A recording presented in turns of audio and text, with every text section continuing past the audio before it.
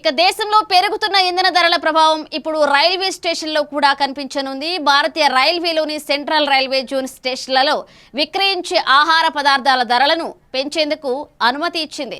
ఇక కొత్త ధరలు 2026 జూన్ 1 నుంచి అమల్లోకి రానున్నట్లుగా రైల్వే శాఖ అధికారికంగా ప్రకటించింది. దీనికి సంబంధించిన కొత్త మెనూ జాబితాను కూడా విడుదల చేసింది. మొత్తం 33 రకాల ఆహార పదార్థాలకు కొత్త ధరలను నిర్ణయించగా మరో 16 వంటకాల ధరల్లో ఎలాంటి మార్పులు చేయలేదని తెలిపింది. సెంట్రల్ రైల్వే తీసుకున్న ఈ నిర్ణయం తర్వాత దేశంలోని ఇతర రైల్వే జోన్లు కూడా ఆహార ధరలను పెంచే అవకాశం ఉంది అని సమాచారం.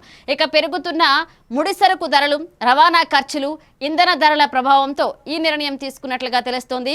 ఇక కొత్త ధరల ప్రకారం aloo vada 1 15, veg samosa 20, veg sandwich 35గా నిర్ణయించారు.